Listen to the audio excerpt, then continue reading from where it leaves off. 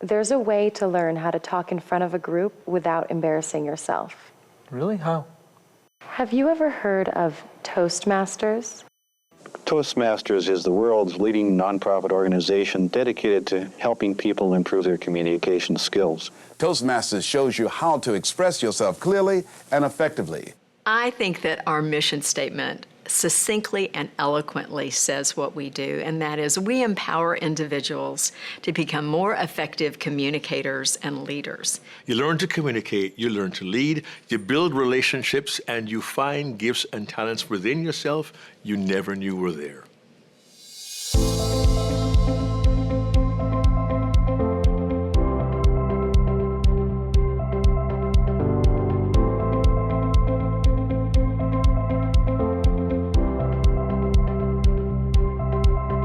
For 100 years, Toastmasters International has been many things to many people. Any adult can join a local Toastmasters club, where they give speeches, evaluate their peers, volunteer for leadership roles, and make friends. And then the side effect of all of that is self-confidence. And you see the change in a person, it's tangible. When a new member joins and they actively participate, in 6 months you see the change. It is so evident. Because everything that we do has a practical application. We're a learning laboratory. It all starts and ends at your club. This is your family. It's the best learning opportunity for communication and leadership skills in the world.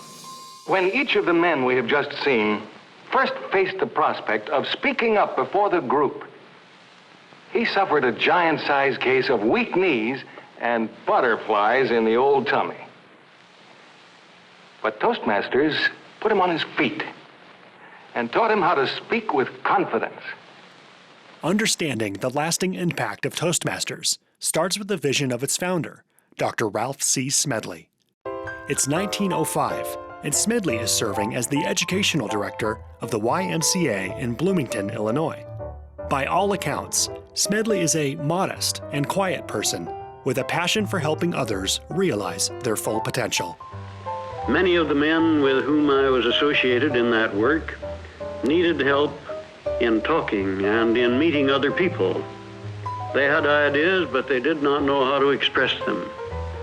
However, they did not want a formal class in public speaking, and when I suggested a club in which they could learn to talk by talking, they welcomed the idea. I think Smedley did what I believe as leaders we need to do, and that is understand the world around us at the time, to see what the need is, and to think about how do we solve those problems or contribute to solving those problems and issues, and how we make things better for people. And so, the very first attempt at a club, called simply the Toastmasters Club, is formed on March 24th, 1905. The name references the role of a Toastmaster who gives toasts at banquets, and the club is meant to elicit a relaxed social setting for learning. We avoided the atmosphere of the classroom, and we learned in moments of enjoyment. One of the very intriguing things about Smedley's early work in forming Toastmasters is that the essence of the club meeting hasn't changed since his time. Speeches and evaluations, table topics, learning to conduct the meeting, all those things that I think he'd recognize today. It's a tried and tested method, and he figured it out long ago. He's quite a visionary, and he wanted to help people, and that's all it was. Although Smedley notices marked improvements in the men's speaking abilities, the first club doesn't last long after Smedley is transferred for work. In the next nearly 2 decades, Smedley starts more clubs, but they never last when he is promoted and moves away. Finally, in 1922, Smedley is transferred to Santa Ana, California, to help establish a home for the city's recently organized YMCA. After several years of overseeing the construction of their beautiful new building, he is again ready to try his idea for a club to improve public speaking and leadership skills. The first official Toastmasters meeting is held in the YMCA's basement on October 22, 1924. This time, the club thrives, making October 22nd the official inception date of Toastmasters International. I think he would be so proud that he was the founder of this organization that has grown so tremendously since he founded it. I'm grateful for Dr. Ralph Smedley and his commitment to educating people around him, because it's a great legacy to carry forward. This learn-by-doing approach to self-improvement is a novelty in a time of instructor-based learning. It doesn't take long for word to travel, and for people in neighboring cities and states to start their own Toastmasters clubs. Many other organizations offer programs of communication or leadership skills, but I don't know of others that offer it in the way we do, where we come together as communities of learners to help each other to grow. It's very much a learning by doing experience. And I would tell you that the more you do, the more you learn. And that's what Toastmasters is all about. Learn by doing, but we have a good time while we're doing it too. In 1932, the organization officially incorporates as Toastmasters International. And by 1937, there are 100 Toastmasters clubs. This includes a club in Canada and one in England, hinting at the rapid international expansion to come. Toastmasters is international and should be international because it benefits all mankind. It's not just one set of people who should be benefiting from Toastmasters. It is the entire universe that can get the benefits of Toastmasters. As Toastmasters grows, club leaders begin gathering each year to share ideas and determine the organization's path forward. Over time, this became the annual business meeting, now included as part of the International Convention every August. It's here members from around the world vote on the international president and the board of directors. The first board of directors and every board of directors since then has been elected by the clubs, either in person or through proxy, to represent the best interests of all the clubs. And the international president, who is the chairman of the board of directors, has a very important role. They're the figurehead and the speaker for all members and clubs worldwide. They're unique in that they've been a club president and probably never dreamed that they'd be the international president, and yet there that person is leading this amazing global organization. Being an international president is an opportunity given to you by the membership. So while you enjoy and embrace this journey, it is not about you. And there's this sense as international president that you'll never be finished, even when your term ends, because you carry that responsibility for the organisation, even love for the organisation, and a desire to see it succeed and be successful way beyond your term. These unpaid volunteer roles are held out of a passion to serve others. Toastmasters has transformed my life. I want to give back to the organization that has given me so much. When I got into the board, I saw the diversity of the board members, and with the same passion, with the same commitment, with the same conviction, in order to make the organization greater than before. So that is the power of voluntary leadership. Another way Toastmasters have stayed on the same page, literally, is through the regular publication of written materials. First with The Gavel, debuting in December 1930, made up of just a few mimeographed pages. 2 years later, The Gavel becomes The Toastmaster and transforms into a bound magazine. Standing at a mere 3.5 by 6 inches in size and consisting of about 20 pages, this periodical is the first in a series that is eagerly awaited by Toastmasters around the world to this day.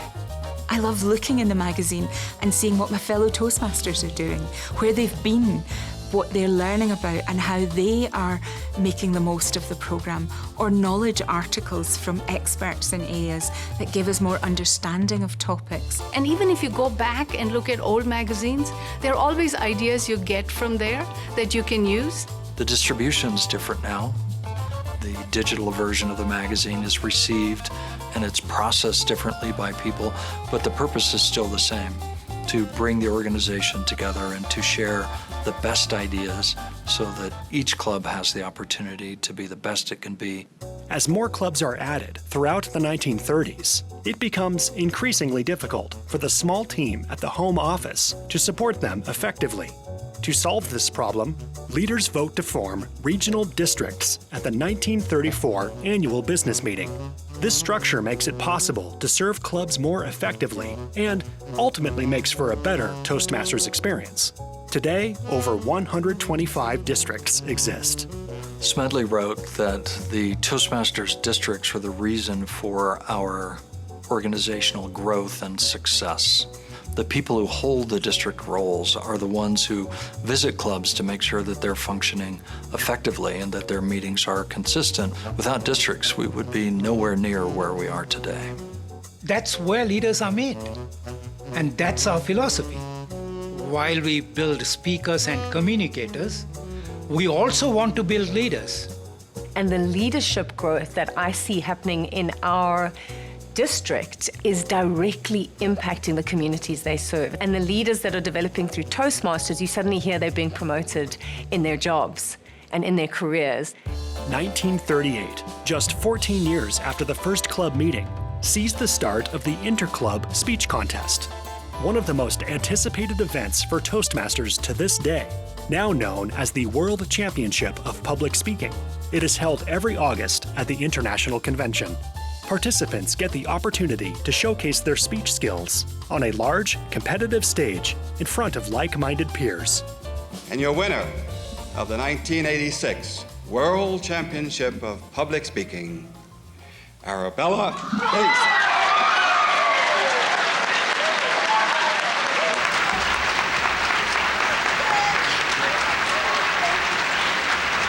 The growth that it gave me as a speaker, the growth that it gives everyone who enters this contest, that you can't put a price on. As lots of the champions say, you can go buy a trophy. You can't buy the growth. You have to enter to get the growth.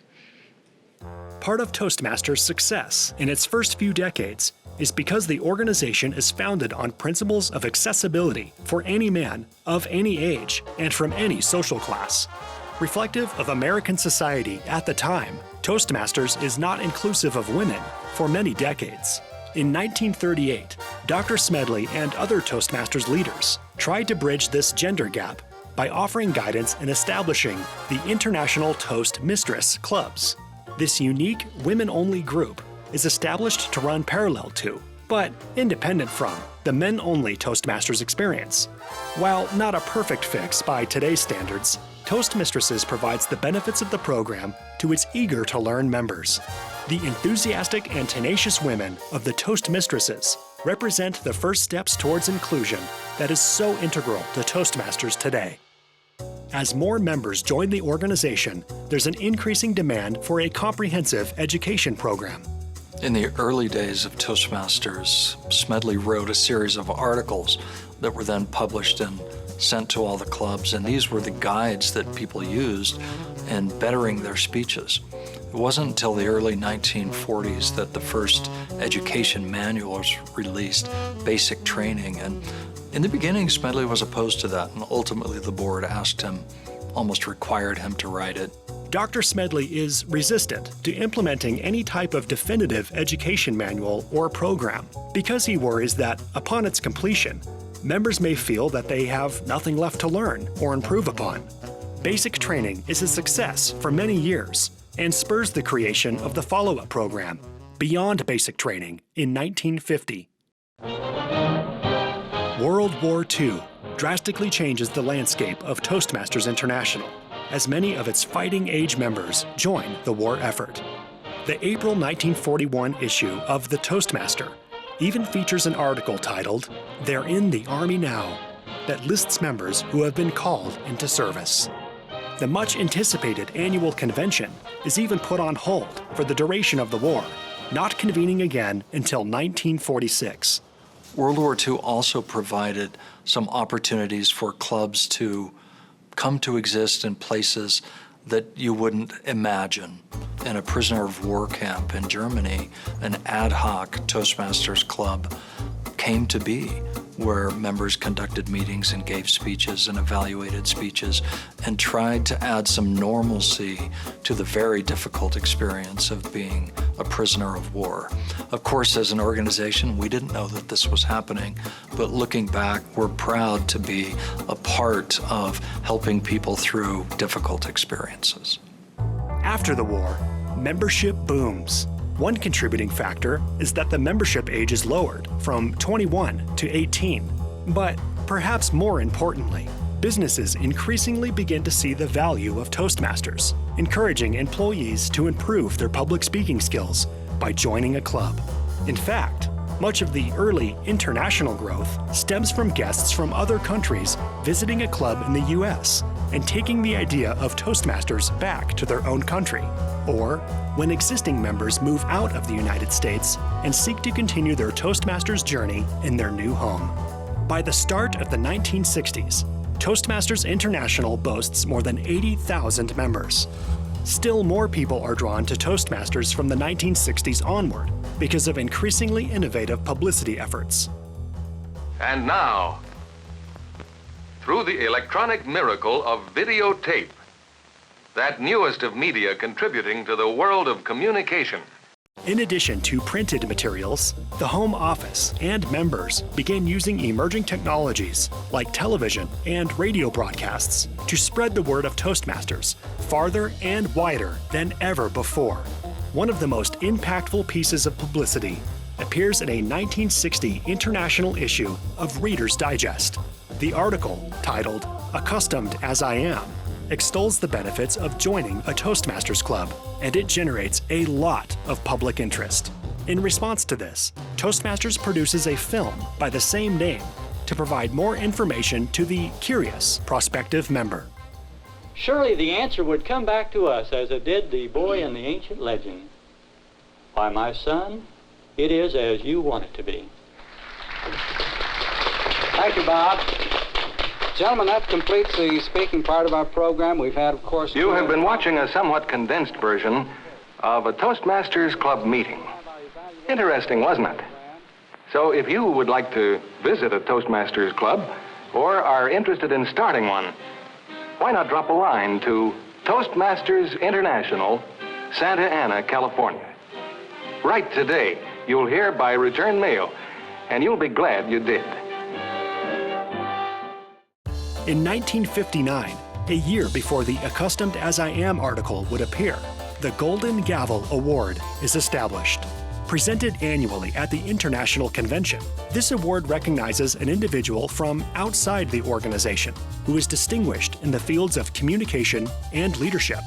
Many well-known public figures have received the award over time, including Walter Cronkite, Marva Collins, and Earl Nightingale. I'm Earl Nightingale, and this is the Toastmasters International Golden Gavel, a symbol of excellence in communication and leadership. Whenever you're in a situation where you must present ideas to other people, remember this gavel and make an effort to put excellence into your speaking and listening. If we all cooperate to speak clearly and listen with an open mind, we'll help bring a little more understanding into our difficult world. Thanks to the organization's rapid growth after World War II, the Home Office purchases land and moves into its own building in 1962. The dedicated team of 35 staff members would now support clubs and members from an impressive two-story structure that epitomizes modern 1960s architecture. To emphasize its growth and global expansion, Home Office is officially renamed World Headquarters. The role of World Headquarters is to support clubs, individual members, and leaders all around the world. We manage the programs that the Board of Directors has created. We collect the dues that the board has established. We publish educational material.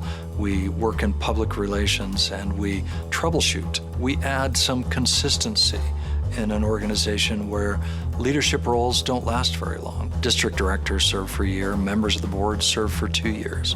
So we are the thread that attempts to hold together the intent of the board and the rest of the organization.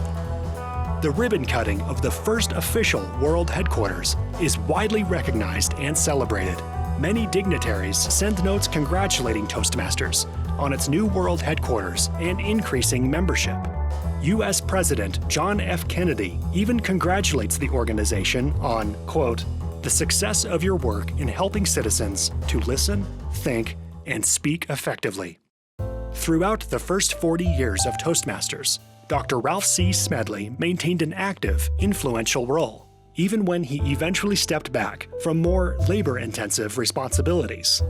He passed away on September 11th, 1965, at 87 years old. He was survived by his wife Frances and daughter Betty. At the news of Smedley's passing, tributes pour in from all over the globe, wherever Toastmasters clubs can be found.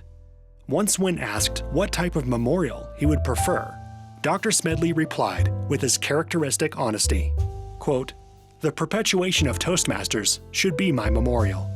I want nothing more than that and nothing less than that. 3 days after Dr. Smedley's passing, the Board of Directors establishes the Ralph C. Smedley Memorial Fund. The fund is still active today and continues Dr. Smedley's legacy by helping to develop new and innovative Toastmasters education programs. Newfound self-confidence is a hallmark of the Toastmasters experience. Contributing to this are the many awards and recognitions a member receives as they progress through the Toastmasters program. How do you recognize members' achievements? Well, we vote for and give ribbons to the best speaker, the best evaluator, and the best table topic speaker at each meeting. And we give a special award to the person who sponsors the most members. Well, that's good, John. Recognition is important. Recognition reminds us of the great things that we're doing, and it shows our appreciation for all that our members do. Being a volunteer organization, all we have is recognition and appreciation. People are doing all of what they do out of the goodness of their heart and the time that they have to spare. In 1970, the designation of Distinguished Toastmaster, or DTM, is established. The DTM rewards members for outstanding participation and leadership in the Toastmasters program. Over 40,000 Distinguished Toastmaster awards have been earned so far. You had to do so many assignments in speaking. You had to do so many assignments in leading. And you are now a whole, rounded, molded person in communication and leadership. That is the uniqueness of the Distinguished Toastmasters program. Before the 1970s, most Toastmasters considered their club a source of male camaraderie. It's a time when the workforce is still overwhelmingly male-dominated, so the organization appeals primarily to men who share similar workplace experiences. But what I love is that women found a way to join Toastmasters when only men were allowed in the organization. So Helen Blanchard joins as H. Blanchard, but when Toastmasters wouldn't accept H, they wanted her first name, the club held table topics asking what they should give as her male name. And the club decided on Homer, which I thought was funny. So she was entered on her application as Homer Blanchard. Now, I believe she was courageous to join an organization that was for men only. But what about the courage of the club to allow a female into the club when, of course, policy said that women were not allowed? At the outset of the 1970s, the average Toastmaster is a man, about 40 to 50 years old, with a high school diploma, just as it had been since the organization began. By the end of the decade, the typical Toastmaster is about 35, has completed at least 2 years of university, and is almost as likely to be referred to as Madam Toastmaster as Mr. Toastmaster. This drastic shift is set in motion at the 1973 International Convention. And so what happened was the bylaws were changed that allowed women to come in, but it didn't say you have to allow women to come in. It just said you can now admit women. And so there were a bunch of clubs that were around that were old geezers and old people that just basically said, we don't want women, we want it like it has been. Many clubs choose to remain men only, causing some newly recognized female Toastmasters to counter with their own women-only clubs. Perhaps sensing how the organization could be divided, Toastmasters International's board of directors announces in 1978 that clubs cannot restrict membership, regardless of gender, so long as the member is at least 18 years old. Soon after, membership begins to make significant leaps forward. 10 years after the original option to admit women was approved, the Toastmasters International population had doubled. As women came into the organization, it changed our perspective, and for the better. And it was no surprise to me that our organization, Toastmasters, would get more diverse and get more broad-minded and do a better job of making decisions. In 1977, Evelyn Jane Burgay becomes the first woman to become world champion of public speaking. And in 1985, Homer Blanchard, or rather, Helen Blanchard, is elected to serve as the organization's first female international president. And we've got a lot of women to have as presidents to make up for all those men that we've had for all those years before the women got here. But I think that each one of the presidents that I've known have taught me things, and I'm very grateful for them being the pioneers. And now, 50 years later, we have 55% women in Toastmasters International. I think that's good progress in 50 years. The Toastmasters International Convention was originally a gathering to conduct the annual business meeting. It has since evolved into much more. Over the decades, with more and more Toastmasters coming together in one place, the convention is as much about learning and having fun with fellow members as it is about official Toastmasters business. This much-anticipated 4-day annual event gives rise to many traditions. One such tradition is the Fun Night. Lasting until the early 2000s, this costume party always resembles the convention theme for the week. Attendees are encouraged to participate in activities, everything from bowling, dancing, hula hooping, and movie star lookalike contests. So it was really cool. Like we had a magician one year, we had someone who hypnotized people, and we had people up there getting hypnotized from the audience. And that was a hoot because they were your friends, and so it was fun. We had a ton of fun back then. Fun nights aren't the only entertaining event at the convention. Candidates for Toastmasters leadership start employing increasingly unusual tactics to attract attention and, hopefully, votes in events that become known as proxy prowls. Delegates dress up in campaign-themed attire and even use their own families as campaign ambassadors. You'd have people parading around the room, and they'd be waving flags and carrying on and making noise and just having a good time supporting their candidates. It was fun, but we didn't realize that there probably were some implications from a political standpoint, because typically what would happen is the person who had the biggest train leading them around the room would win. That's not really right. That's not really fair. And so we ended up changing things. Another event that has continued to inspire is the Parade of Flags, held during the opening ceremonies. This colorful display is a clear reminder that Toastmasters truly is a global family. Attendees come dressed in their country's traditional attire and celebrate with the over 100 international flags carried by members. One of the most emotional moments for me is the Parade of Flags. As I say the names of these different countries, and I realize we have Toastmasters cheering for these flags, some of the nations whose names I call may be at war, but their citizens are here with each other at Toastmasters. Because conflicts don't make matter to them, they know they can come here and build a personal relationship with somebody from that country. And there's nothing like it.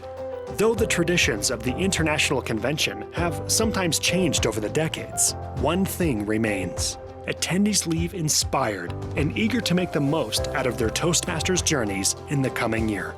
The biggest benefit, though, of coming to a convention is to make global friends. I've attended every convention since 1995, and I am inspired every single year. And that's why convention is unreplaceable. That's why it's valuable.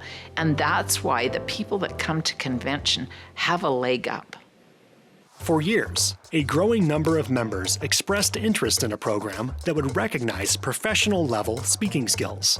To fill this need, in 1981, Toastmasters International unveiled the Accredited Speaker Program. The Accredited Speakers Program is very different from everything else you do in Toastmasters. It's not a speech competition, and so if you are a professional speaker and presenter, it is there to accredit the value that you are adding into the professional world. Applicants must demonstrate they can combine expert knowledge in a particular subject with a mastery of the spoken word. The rigorous application process can take years to complete. Awarded at the International Convention, many attempt this designation with only a select few making it through each year. If anybody aspires to be a good speaker, I say get to convention, sit in on the Accredited Speakers Program, listen to all those speeches, find out who passes, why they do, study the criteria, because those are the people that get paid to do this for a living. It's an incredible opportunity for people who speak professionally to get that kind of stamp of approval from Toastmasters that they're recognized for the value that they add professionally as a speaker. The 1980s is an era of increased diversity within Toastmasters. During this decade, members elect 3 back-to-back international presidents that are firsts for the organization, kicking off with Helen Blanchard becoming the first female international president in 1985, followed by Ted Wood becoming the first African-American elected to the role in 1986, and rounding out with John Favell's election in 1987. Hailing from New Zealand, Favell is the first person from outside North America to be international president. The importance of our diversity, inclusion, equity, which is our main focus right now. And right now, I'm sure all the organizations in the world are talking about that. But we have been talking about that for decades. Meanwhile, membership continues to expand around the world. Growth in Europe is taking off, and there are even some clubs springing up in the Soviet Union. Additionally, for the first time, there are more corporate clubs than community clubs, with over 400 businesses throughout the world sponsoring in-house Toastmasters clubs for their employees. The Toastmasters education program quickly adapts. The Success Leadership Series, in particular, hones communication and leadership skills for the workforce. It's a win-win for companies because their employees can now speak better and get their points across. And it's a win for the employee who's learned that skill, and if they leave, if they go to another job, they take that skill with them. A whole lot of people I know in Toastmasters have got on in their careers very well because of the knowledge that they have. It creates an awareness of what you can be if you have confidence generally, not just in speaking, but confidence in what you do. And you'll learn an awful lot in Toastmasters about managing people, about leading people, about getting things done through people. The expanded growth into the corporate market causes membership to boom. In 1980, the organization claims membership of about 74,000. By the end of the decade, there are 150,000 Toastmasters worldwide. Much of the growth of the 1980s is due to positive national and international publicity. The advent of cable TV provides a new way for enterprising members to spread the word about Toastmasters. Broadcasts feature everything from club meeting demonstrations to panel discussions on public speaking. Toastmasters is a warm and friendly place where you meet people from all walks of life. You build lasting friendships and learn to improve your communication skills rapidly. Our local clubs invite you to visit a meeting as a guest. The organization is even featured in front-page articles in the New York Times twice during the decade. To help bolster these grassroots publicity efforts, World Headquarters develops new promotional tools available from the Toastmasters Supply Catalog. Included are slide presentations and pre-recorded public service announcements. Thank you very much. And now for our next speaker, Stanley Glitchner.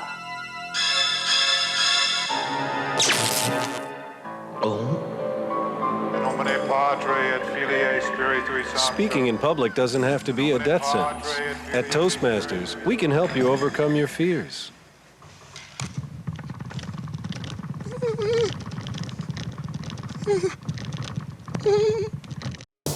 By the end of the 1980s, World Headquarters again needs more space to better serve the increasing number of members worldwide, and in 1989 begins constructing a new building in the neighboring city of Rancho Santa Margarita, California.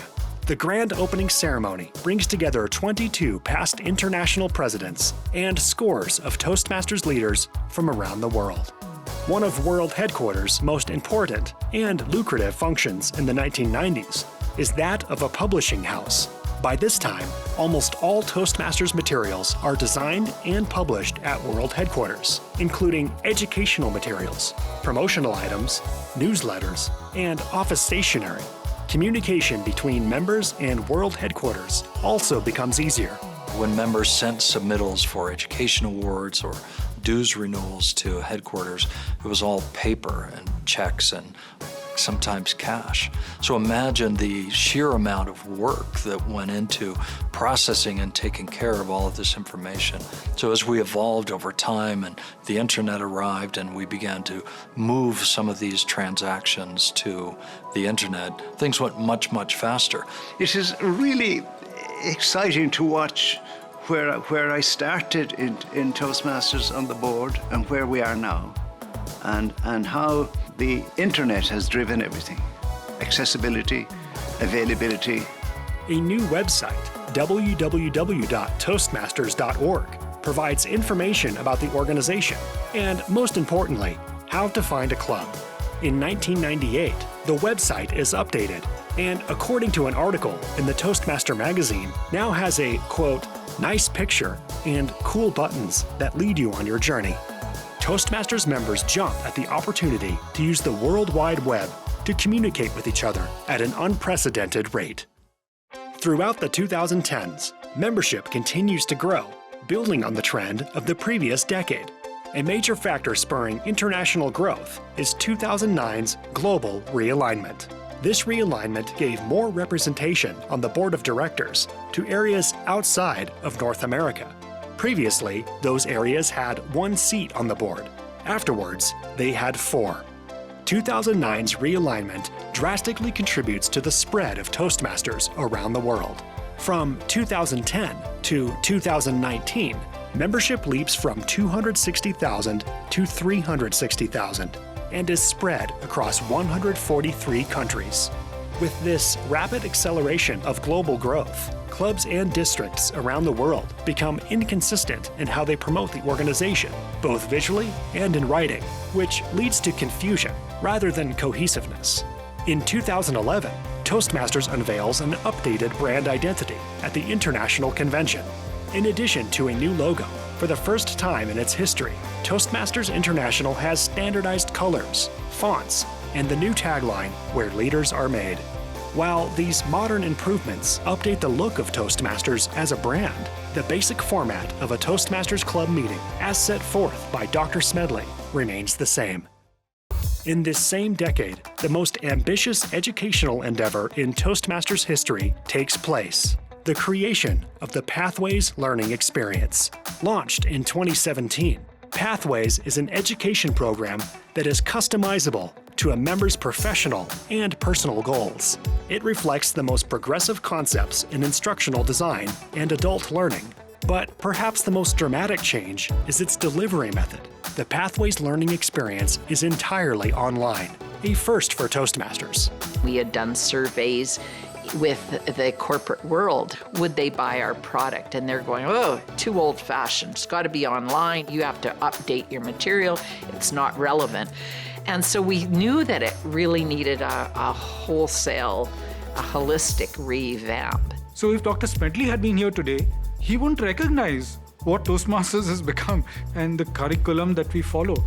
But he would still have appreciated that we are moving with the times. And so I think we're living his dream of being able to connect with the world with today's technology and perhaps even tomorrow's technology in the Pathways Learning Program. 2018 is a busy year for Toastmasters. In addition to continuing the rollout of the Pathways Learning Experience, World Headquarters moves out of California for the first time since the founding of Toastmasters in 1924. With the exponential growth around the world, it was clear that we weren't going to be able to stay in that building. So we began a quiet, confidential process of looking at different locations across the country. And we opened doors at the building in Englewood, Colorado in early 2018.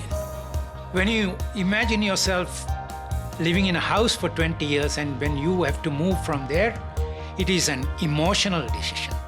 It is a decision that you want to take to better yourself. So there is nothing different to that when we had to move from California to Colorado. 2020 starts the next decade on a somber note, with the COVID-19 pandemic bringing the entire globe to a standstill. It's a time of stress and uncertainty, and due to strict quarantine measures in most countries, members can no longer meet in person, which had always been the foundation of the Toastmasters experience. We were concerned on the board of the future of Toastmasters. If this continued longer than, say, 3 months or 6 months, how would Toastmasters survive? How would we ensure that our members would still be able to meet? And so we thought about it, and the board took a decision that we would allow all our clubs the exception that they could meet online. And within a couple of months of that decision, we had nearly 80% of our clubs which went online. It was fascinating how quickly people adapted to that technology. Toastmasters really taught people how to effectively conduct their meetings online and to become better at communicating and working online. And I think that was a silver lining that we had never anticipated. With safety in mind, Toastmasters International perseveres through the pandemic, adapting to meet members' evolving needs. Welcome Toastmasters and guests to the 2020 virtual convention. Unprecedented milestones are achieved during this challenging time. 2 world champions of public speaking are crowned, streaming their winning speeches from the safety of their own homes and setting new benchmarks for what can be done in a video format. And our president that year, Richard E. Peck, he toured the world through Zoom. And as he was doing his journey around the world virtually, he had a band of followers who were accompanying him as well. And so that fan club decided that they would become members of clubs across the world. And today, multiple clubs across the world have members from different parts of the world within their confines. The truth is we have impressions about different countries, but through Toastmasters, go to a virtual club meeting, find out who they are, learn their language, understand their culture, and it unifies our world. Despite the name Toastmasters International, the organization was North America-centric for most of its history. By 2022, for the first time, membership is almost evenly divided between those who live in North and South America and those who live in other parts of the world. And then I said, because one day, and I waved my finger around the table, you'll be the overseas Toastmasters. And it's gone down in history because, of course, that's actually what's happening. We're growing so much outside.